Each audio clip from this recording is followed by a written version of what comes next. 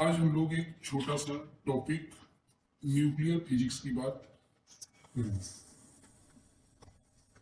Dear student, हम लोग बात कर रहे हैं न्यूक्लियर फिजिक्स की। तो बेटा, न्यूक्लियर फिजिक्स में देखो, एटॉम के दो पार्ट होते हैं। एक न्यूक्लियस होता है, एक एक्स्ट्रा पार्ट ऑफ न्यूक्लियस होता है। एक्स्ट्रा पार्ट ऑफ न्यूक्लियस की बात हम लोग स्टडी स्ट्रक्चर ऑफ एटॉम वाले चैप्टर में कर चुके हैं। अब हम बात करेंगे एटॉम के न्यूक्लियस वाले पार्ट। तो न्यूक्लियर फिजिक्स में सबसे इंपॉर्टेंट चीज आता है, पहले हम बात करेंगे न्यूक्लियस की। तो बेटा, न्यूक्लियस की डिस्कवरी कौन किया था? न्यूक्लियस की डिस्कवरी रदरफोर्ड किए थे, जो प्रोटॉन की भी डिस्कवरी किए थे। अब बात न्यूक्लियस की कर रहे हैं, तो जो पार्टिकल अब न्यूक्लियस में जो पार्टिकल होते हैं उन्हें हम न्यूक्लियॉन्स कहते हैं। उन्हें हम न्यूक्लियॉन्स कहते हैं। जैसे जो इंडिया में रहता है वो उसको हम इंडियन कहते हैं, जो अमेरिका में रहता है उसे अमेरिकन कहते हैं, जो जापान में रहता है उसे जापानी कहते हैं। तो जो न्यूक्लियस में रहते हैं, जिनका घर न्यूक्लियस है, उन्हें हम न्यूक्लियॉन्स कहते हैं। न्यूक्लियॉन्स कितने टाइप होते हैं? न्यूक्लियस में अभी तक की डिस्कवरी में कितने पार्टिकल खोजे गए हैं, डिस्कवर किए गए हैं? तो मोर देन 30 पार्टिकल न्यूक्लियस में होते हैं। अभी तक की जो डिस्कवरी है उसमें आया है। बट हमें 30 पार्टिकल के बारे में नहीं पढ़ना है डियर स्टूडेंट, प्यारे बच्चों। हमें केवल न्यूक्लियॉन्स, अभी दो न्यूक्लियॉन्स के बारे में पढ़ना है। पहला न्यूक्लियॉन्स हमारा होता है प्रोटॉन, दूसरा न्यूक्लियॉन्स हमारा होता है न्यूट्रॉन। और लोअर क्लास में हम लोग पढ़ चुके हैं कि जो प्रोटॉन का मास होता है नियर अबाउट वही मास न्यूट्रॉन का भी होता है। और बेटा, ये मास होता है 1 AMU। इसको हम अलीगढ़ मुस्लिम यूनिवर्सिटी नहीं पढ़ेंगे। AMU का मतलब यहां होगा एटॉमिक मास यूनिट। मैं अलीगढ़ मुस्लिम यूनिवर्सिटी का नाम इसलिए लिया कि AMU याद हो जाए, एटॉमिक मास यूनिट। और ये किसके इक्वल होगा? अगर इसको हम किलोग्राम में लिखेंगे तो ये वैल्यू होती है 1.67 इंटू 10 पावर -27 किलोग्राम। अभी हम लोग इसको एक्सप्लेन करेंगे, इसके बारे में और डिटेल से पढ़ेंगे, जानेंगे। वैसे हमें पता है कि जो हमारा प्रोटॉन होता है उस पे चार्ज प्लस ही होता है। जो प्रोटॉन हमारा होता है उस पे चार्ज प्लस ही होता है। जो न्यूट्रॉन होता है उस पे हमारा चार्ज -E होता है। तो हम लोग बात न्यूक्लियस की कर रहे थे। अब अगर कोई बोले कि न्यूक्लियस का शेप कैसा होता है, तो न्यूक्लियस का शेप स्फेरिकल होता है। और अगर कोई बोले कि न्यूक्लियस का शेप स्फेरिकल क्यों होता है, उसका रीजन क्या है, तो उसका रीजन है ड्यू टू सरफेस टेंशन। बेटा, सरफेस टेंशन लिक्विड की प्रॉपर्टी होती है। सरफेस टेंशन, जो हमारा न्यूक्लियस जब फॉर्म होता है तो उसका टेम्परेचर बहुत ज्यादा रहता है, इसलिए न्यूक्लियस लिक्विफाइड फेज में होता है, लिक्विड फेज में होता है। और लिक्विड फेज में होगा तो उसके सरफेस पर एक टेंशन काम करेगा, हिंदी में इसको बोलेंगे तनाव। टेंशन काम करेगा, इसलिए वो तनाव क्या करता है, इसको सिकोड़ देता है और मिनिमाइज कर देता है इसकी सरफेस एरिया को। तो हमें पता है कि सबसे कम surface area, minimum surface area किसका होता है? स्फीयर। अगर कोई बोले कि मिनिमम सरफेस एरिया किसका होता है, तो मिनिमम सरफेस एरिया बेटा स्फीयर का होता है। इसलिए हमारा न्यूक्लियस जो है वो कौन सा शेप एडॉप्ट कर लेता है? तो न्यूक्लियस हमारा स्फेरिकल शेप एडॉप्ट कर लेता है। तो हम लोग बात कर रहे थे न्यूक्लियस की। न्यूक्लियस में जो रहते हैं, जिनका घर न्यूक्लियस है, उन्हें हम न्यूक्लियॉन्स कहते हैं। अभी तक मोर देन 30 न्यूक्लियॉन्स की डिस्कवरी हो चुकी है, जिनमें मेन हमें पढ़ना है प्रोटॉन और न्यूट्रॉन के बारे में। और न्यूक्लियस की डिस्कवरी कौन किया था? न्यूक्लियस की डिस्कवरी किए थे रदरफोर्ड। तो सबसे इंपॉर्टेंट चीज अब आया कि जो प्रोटॉन या न्यूट्रॉन है उसके मास को हम 1 AMU से लिखते हैं। ठीक, अब न्यूक्लियस का शेप स्फेरिकल होता है, तो फिर जब अगर न्यूक्लियस का शेप स्फेरिकल होगा तो हम बात करेंगे न्यूक्लियस के शेप की। तो ये स्फीयर होगी। अब न्यूक्लियस की रेडियस होगी। अगर ये न्यूक्लियस का जो शेप होता है वो स्फेरिकल होता है तो इसमें रेडियस भी होगी। और ये जो क्रॉस क्रॉस बताया गया है, रियल में ये क्रॉस जो है वो क्रॉस नहीं बेटा, ये न्यूक्लियस को हमें रिप्रेजेंटेट कर रहा होगा। हम लोग इस तरह से न्यूक्लियस को यहाँ रिप्रेजेंटेट कर रहे हैं। अब तो सबसे फर्स्ट पॉइंट आता है, सबसे पहली बात आती है रेडियस ऑफ न्यूक्लियस। तो रेडियस ऑफ न्यूक्लियस को हम आर से लिखते हैं एंड आर इक्वल टू होता है आर नॉट ए पावर 1/3। ये इंपॉर्टेंट चीज है। आर नॉट क्या हो गया? आर नॉट हमारा एक कांस्टेंट होता है जिसकी वैल्यू होती है 1.2 फर्मी। अब बात यह है कि फर्मी क्या है? तो Fermi is the unit of distance. Fermi हमारी दूरी की इकाई होती है। तो अब इसकी वैल्यू 1.2, अच्छा 1 फर्मी में 10 पावर -15 मीटर होता है, यानी 1 फर्म आर नॉट की वैल्यू हो गई 1.2 इंटू 10 पावर -15 मीटर। अब बेटा ये 1.2 इंटू 10 पावर -15 मीटर बदलने वाला नहीं है, चेंज होने वाला नहीं है, इसलिए क्या होगा? इसलिए कांस्टेंट होगा। अब अगर ये कांस्टेंट हो गया तो न्यूक्लियस की जो रेडियस है आर वो किसके प्रोपोर्शनल होगा? तो न्यूक्लियस की रेडियस आर प्रोपोर्शनल होगा ए पावर 1/3। अब बात आई ए क्या होता है? तो ए हमारा होता है मास नंबर। और ये मास नंबर जो है याद रखना होगा, ये मास नंबर हमारा परफेक्ट होता है, परफेक्ट नंबर होता है। अब फिर लोअर क्लास में पढ़े कि मास नंबर क्या होता है। मास नंबर हमारा होता है number of neutron plus number of proton. तो n क्या है बेटा? n हमारा है number of neutron and p क्या है?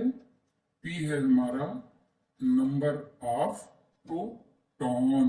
तो सबसे इंपॉर्टेंट चीज जो है वो हमें यहां देखने को ये मिली है कि रेडियस ऑफ न्यूक्लियस का फार्मूला ये होता है और रेडियस जो है वो मास नंबर पे डिपेंड करता है। सबसे छोटा मास नंबर किसका होता है? सबसे छोटा मास नंबर हाइड्रोजन का होता है, इसलिए हाइड्रोजन की जो रेडियस होगी वो सबसे छोटी होगी। अगर हाइड्रोजन के कंपेयर में हम कैल्शियम ले लें, मैग्नीशियम ले लें, सोडियम ले लें, पोटेशियम ले लें या क्रोमियम ले लें या यूरेनियम ले लें, तो उन सब की रेडियस क्या होगी? सबसे हाइड्रोजन की रेडियस से बड़ी हो।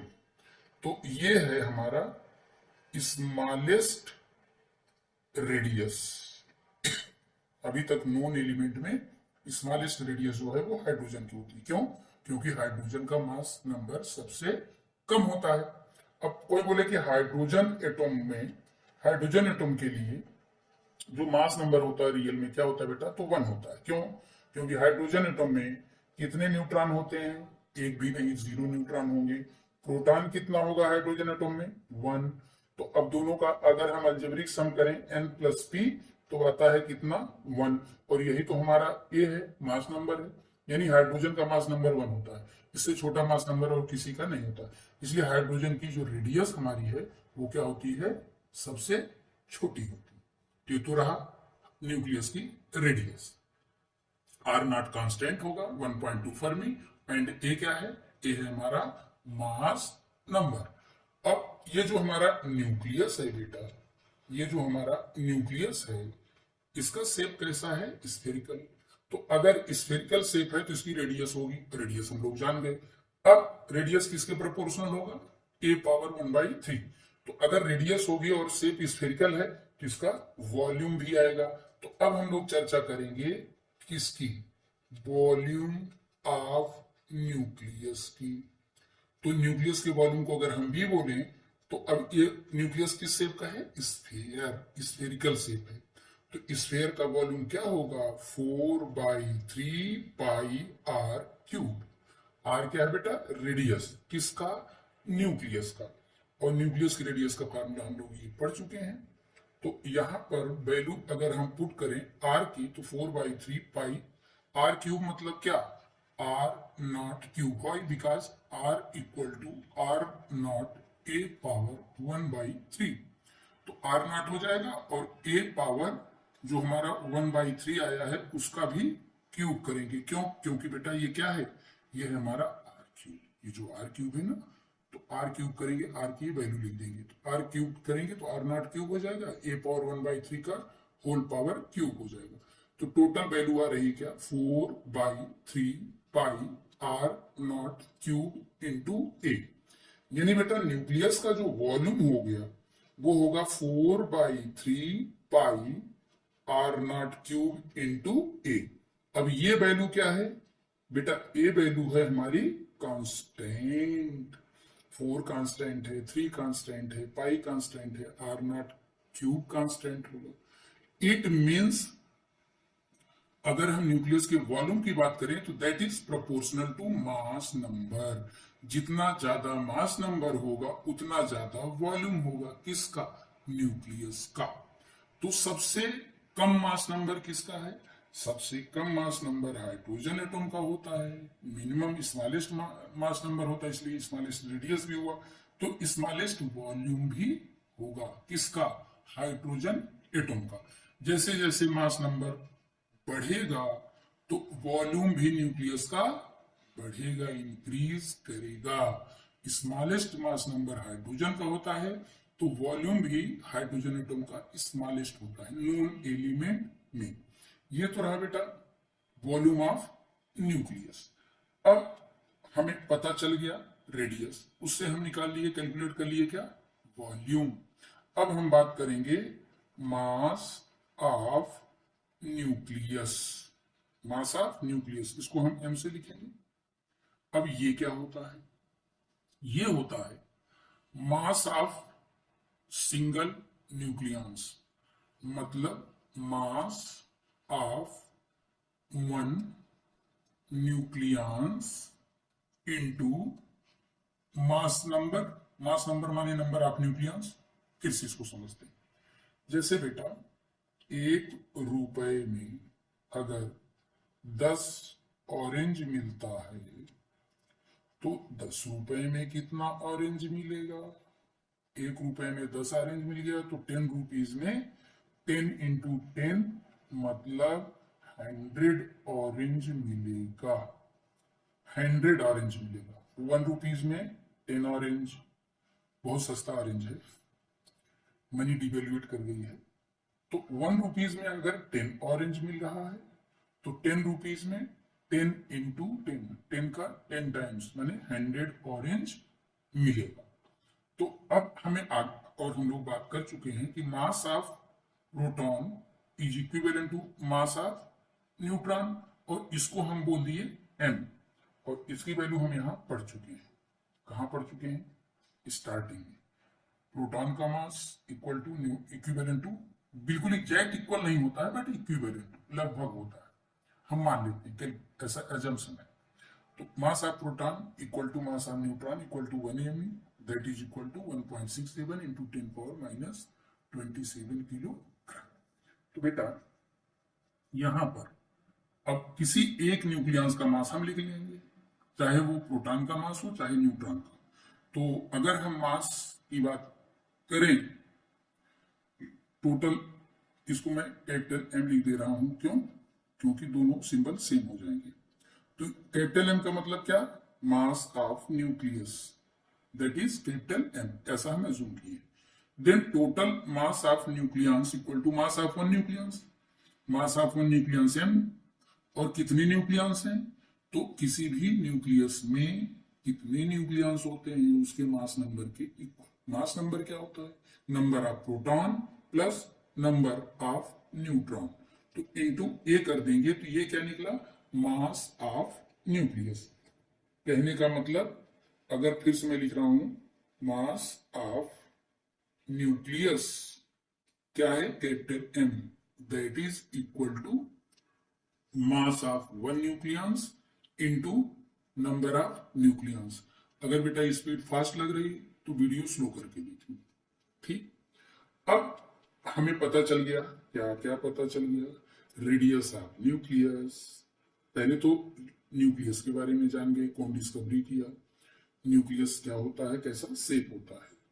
फिर उसके रेडियस के बारे में जान गए, फिर उसके वॉल्यूम के बारे में जान गए, फिर उसके मास के बारे में जान गए। तो mass of nucleus m into air.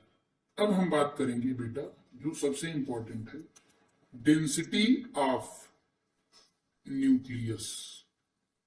Density of nucleus, इसे हम डी से डिनोट कर सकते हैं या कहीं कहीं इसको हम रो से भी डिनोट करते हैं। अच्छा, डेंसिटी भी तीन टाइप की होती है, linear mass density, superficial mass density and volume mass density. तो यहां पर हम लोग वॉल्यूम मास डेंसिटी पढ़ेंगे। जनरल जो फार्मूला हम लोग पढ़े, density equal to total mass by total volume. किसी का, जिसकी हम डेंसिटी निकालेंगे उसका टोटल मास लिखेंगे बाई टोटल वॉल्यूम। तो density D equal to total mass nucleus का, क्या, एक न्यूक्लियस का मास इंटू कितने उसमें न्यूक्लियस है, डिवाइडेड बाई वॉल्यूम। अभी हम लोग पढ़े थे formula 4/3 pi R0 cube into A। अब यहाँ एक कमाल की बात हमें देखने को मिल रही बेटा कि जो mass number A cancel out हो जाएगा, 3 ऊपर चला गया, 3 into mass of one nucleus, 3 into mass of one nucleus by 4 pi R0 cube. जरा एक चीज देखें बेटा यहाँ पर, यानी डेंसिटी मास नंबर पे डिपेंड नहीं कर रहा है। 3 कांस्टेंट, एक न्यूक्लियस का mass constant, 4 constant, pi constant, R0 constant. It means कि किसी भी न्यूक्लियस की डेंसिटी क्या होगी, कांस्टेंट। कमाल की बात। अगर हम हाइड्रोजन का एटम ले लें, हाइड्रोजन का एटम ले लें, छोटा सा होगा। अगर हम लोग बेटा यूरेनियम का एटम ले लें तो वो बड़ा होगा। तो हाइड्रोजन का atom, this is hydrogen atom, और ऐसा हम बोल देंगे हाइड्रोजन एटम का ये न्यूक्लियस है, और ये यूरेनियम न्यूक्लियस है, यूरेनियम का न्यूक्लियस है। यूरेनियम के एटॉमिक नंबर 92, मास नंबर इसके अलग अलग होते हैं क्योंकि इसके अलग अलग आइसोटोप होते हैं, हाइड्रोजन के भी आइसोटोप होते हैं। तो बेटा जो हाइड्रोजन की रेडियस है छोटी होगी क्योंकि मास नंबर छोटा है, और मास नंबर इसका क्या हो गया 1, और इसका मास नंबर हम क्या ले लेते हैं ना 238, जो हाईएस्ट रेडियो एक्टिव होता है। यूरेनियम का जो आइसोटोप हाईएस्ट रेडियो एक्टिव होता है उसका मास नंबर 238 के लिए। तो इसकी रेडियस बेटा क्या होगी, हाइड्रोजन की रेडियस के कंपेयर में बड़ी होगी, और हाइड्रोजन की रेडियस छोटी होगी यूरेनियम की न्यूक्लियस के कंपेयर। तो रेडियस अलग है, वॉल्यूम अलग है, मास अलग है, डिफरेंट है, बट जो डेंसिटी हाइड्रोजन एटम की होगी वही डेंसिटी न्यूक्लियस के यूरेनियम के न्यूक्लियस की होगी। जो डेंसिटी हाइड्रोजन के न्यूक्लियस की होगी वही डेंसिटी यूरेनियम के न्यूक्लियस की होगी। मैंने डेंसिटी रो लिख दी। तो हाइड्रोजन एटम की जो डेंसिटी, हाइड्रोजन एटम के न्यूक्लियस की जो डेंसिटी होगी वही डेंसिटी यूरेनियम की। मैंने डेंसिटी मास नंबर डिपेंड नहीं करता। इट मीन्स हमेशा लिख सकते हैं कि density D does not depend upon the mass number. माने मास नंबर डेंसिटी कितना आएगा, कितने बार आएगा, 0 बार आएगा।